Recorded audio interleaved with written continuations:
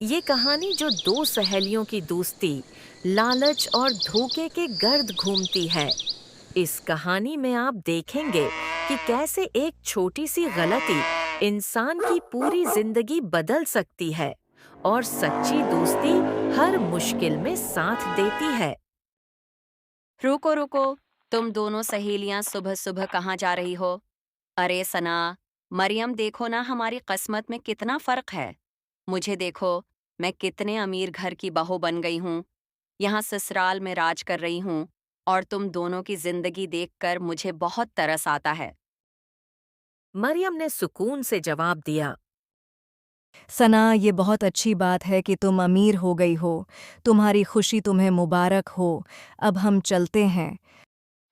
सुबह सुबह मरियम और आयशा घने जंगल में सैर के लिए निकली थीं। आयशा ने आह भरते हुए कहा, मरियम, मैं इस गरीबी की जिंदगी से बहुत तंग आ चुकी हूँ। हमारी सब सहेलियां अमीर घरों में ब्याही गई हैं। मरियम ने प्यार से कहा, मेरी प्यारी सहेली, एक दिन सब ठीक हो जाएगा। हमें दूसरों को देखकर अपनी जिंदगी को बुरा नहीं कहना चाहिए। हाँ, शायद तुम ठीक कह रही हो, लेकिन एक बात है, हमारी जिंदगी में एक सबसे खूबसूरत चीज है। वो है हमारी दोस्ती। दोनों सहेलियां हंसते बोलते जंगल में घूम रही थीं। उधर आयशा की माँ ज़बैदा उन्हें ढूंढते हुए परेशान हो रही थी। अरे ये दोनों कहाँ चली गईं? न आयशा नजर आ रही है न मरियम। घर में इतना काम पड़ा है और उन्हें घूमने की पड़ी है। ज़ुबैदा गुस्से में मरियम के घर गई। अरे रशीदा, तुमने आयशा और मरियम को कहीं देखा है? नहीं बहन, मैं भी सुबह से ढूंढ रही हूँ। दोनों परेशान होकर जंगल की तरफ निकल गईं। वहां जाकर देखा कि दोनों दरख्त के नीचे बैठकर बातें कर रही थीं। ज़बैदा गुस्से में बोली, तुम दोनों यहाँ आराम से बैठी हो? घर में इतना काम है और तुम्हें कोई फिक्र नहीं। कितनी बार मना किया है, इस जंगल में मत आया करो। आयशा ने कहा, अम्मा, हम बस सैर के लिए आए थे। चची जी, अब हम आपके साथ घर चलते हैं। ज़ुबैदा दोनों को लेकर घर वापस आ गई। कुछ देर बाद दोनों सहेलियां कपड़े धोने के लिए दरिया के किनारे गईं।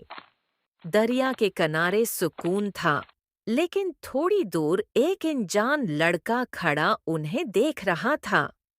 कुछ देर बाद वो करीब आया और बोला, क्या तुम अपना नाम बता सकती हो?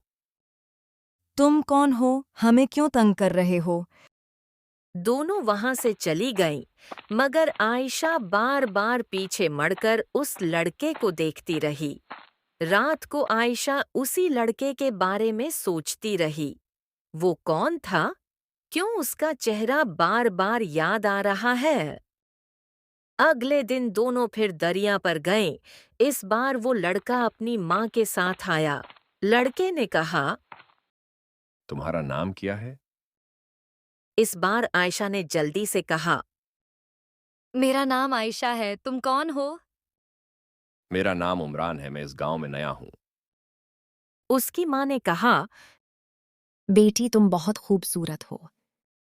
मरियम को ये सब अजीब लगा। उसने कहा, चलो आयशा, घर चलते हैं।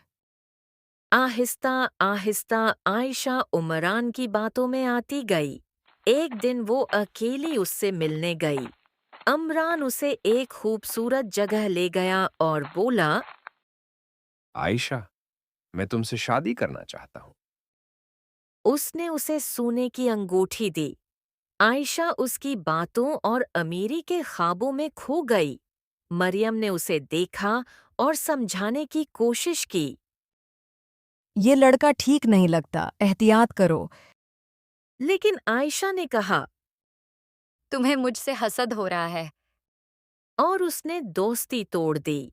आयशा ने अपने माँ बाप से भी जिद की और एक रात घर से पैसे और जीवर लेकर अमरान के पास चली गई।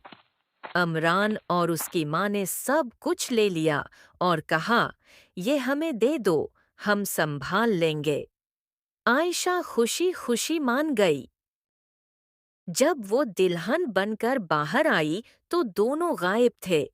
इसी वक्त सिपाही आए और बताया, वो उमरान नहीं, एक चोर था। उसका असल नाम सलीम है। वो लोगों को धोखा देकर लौटता है। आयशा के पैरों तले जमीन निकल गई। वो रोती हुई घर पहुंची। इम्मा, अबा, मुझसे बहुत बड़ी गलती हो गई। लेकिन उसके वालिद ने कहा, आज से हमारा तुमसे कोई रिश्ता नहीं। मरियम ये सब देख रही थी। वो दौड़कर आई और आयशा को संभाला। आयशा रोते हुए बोली, मैंने तुम्हारी बात नहीं मानी, मैं लालच में अंधी हो गई थी। जो हो गया वो बदल नहीं सकता, मगर तुम्हें उससे सीखना होगा। कुछ दिन बाद सिपाहियों ने चोर और उसकी माँ को पकड़ लिया और सारा माल वापस कर दिया। आयशा को अपनी गलती का एहसास हो चुका था और उसने सच्ची दोस्ती की कदर पहचान ली। लालच इंसान को अंधा कर देता है और सच्ची दोस्ती हमेशा सही रास्ता दिखाती है। गांव के एक कोने में एक पुराना नीम का दरख्त खड़ा था। इसी दरख्त के नीचे शफीक रोज सुबह अपना छोटा सा दाल चावल का ठेला लगाता था। ठेले पर एक बड़ा पतीला दाल का, एक पीतला चावल का और 2-4 कटोरियां। दिन भर मुश्किल से 5-6 ग्राहक आते थे। इस दिन भी धूप तेज थी। शफीक अपने ठेले के पास बैठा सोच रहा था कि आज फिर कितना कम धंधा हुआ। तभी एक आदमी जो रोजाना उसके यहाँ खाना खाता था, बोला, अरे शफीक भाई, तुम ये ठेला लगाकर घर कैसे चलाते हो? क्या बताऊं भाई, मुश्किल से घर का खर्च निकलता है। ऊपर से पुराना कर्ज भी है। अब तो बस इसी में गुजारा कर रहे हैं। अरे यार, दाल चावल बीच के क्या कमाओगे? कभी कुछ नया बनाने का सोचा? नहीं भाई, दूसरा कुछ बनाना आता ही नहीं। खेत भी नहीं है कि खेती करूं। जो आता है वही बीच रहा हूं। देख भाई, अगर आगे बढ़ना है ना तो कुछ अलग करना पड़ेगा। लोग ने जायके के पीछे जाते हैं। ये कहकर वो चला गया। शफीक की आंखों में सोच के बादल छा गए। सच कह रहा था वो। आखिर क्या बनाऊं जो लोग पसंद करें और अच्छा दाम भी मिले। इसी वक्त एक औरत अपने छोटे बेटे का हाथ पकड़कर आई। चल बेटा, दाल चावल खा लेते हैं। नहीं उम्मा, मुझे दाल चावल नहीं चाहिए। मुझे बिरयानी खानी है। बेटा, यहाँ बिरयानी नहीं मिलती और वो बहुत महंगी भी होती है। चल दाल चावल खा ले। नहीं, मुझे नहीं खाना। औरत मजबूरी में ठेला छोड़कर चली गई। शफीक ये सब खामोशी से देख रहा था। उसके दिल में एक चमक सी आई। बिरयानी? हाँ, लोग बिरयानी पसंद करते हैं। महंगी भी है, शायद यही बके। शाम को जब शफीक ने ठेला समेटा और घर पहुंचा तो उसका चेहरा उम्मीद से चमक रहा था।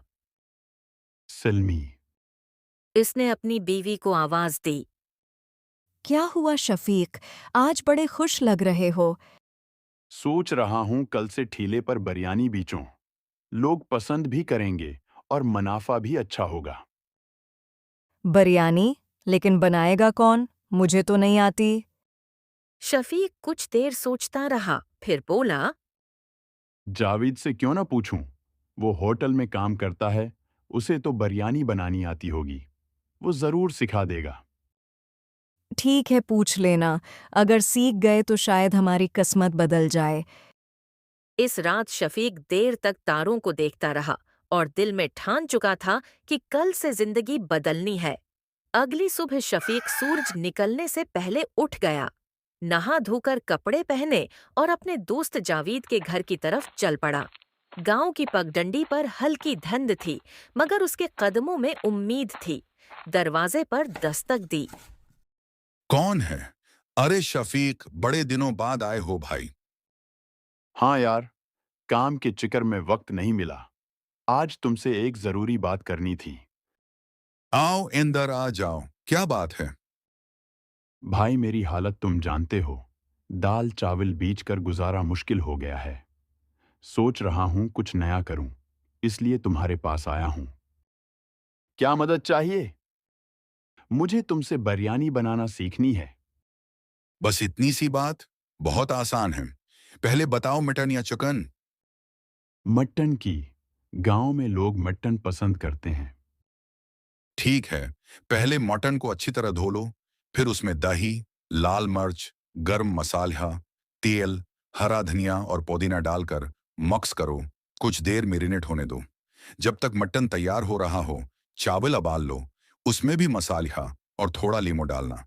फिर मटन को हल्की आंच पर पकाओ। जब 90% पक जाए तो उस पर चावल डालकर दम दे दो। बस बिरयानी तैयार। ये तो वाकई आसान है। हाँ, मगर दम और हल्की आंच ही असल जायका लाती है। बस भाई, अब मैं बिरयानी ही बीचूंगा। घर आकर शफीक ने सब सलमी को बताया। दोनों ने मिलकर तैयारी शुरू की। अगली सुबह शफीक ने ताज़ा मटन लिया, मसालों में मैरिनेट किया, चावल उबाले और बिरयानी तैयार की। ठीला सजाकर चौक पर पहुंच गया।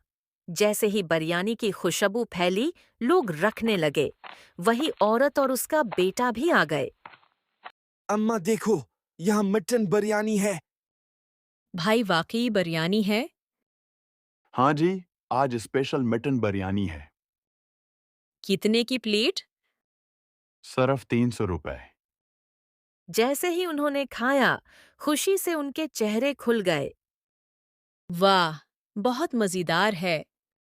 आहिस्ता आहिस्ता भीड़ बढ़ने लगी। शाम तक सब बिरयानी खत्म हो गई। शफीक खुशी से घर लौटा। आज तो कमाल हो गया। एक दिन में महीने जितनी कमाई। अब हमारा कर्ज भी उतर जाएगा। अगले दिन ठेले पर लंबी लाइन लगी थी। जावेद आया और बोला, शफीक, तुमने तो कमाल कर दिया। ये सब तुम्हारी वजह से है। नहीं भाई, ये तुम्हारी मेहनत है।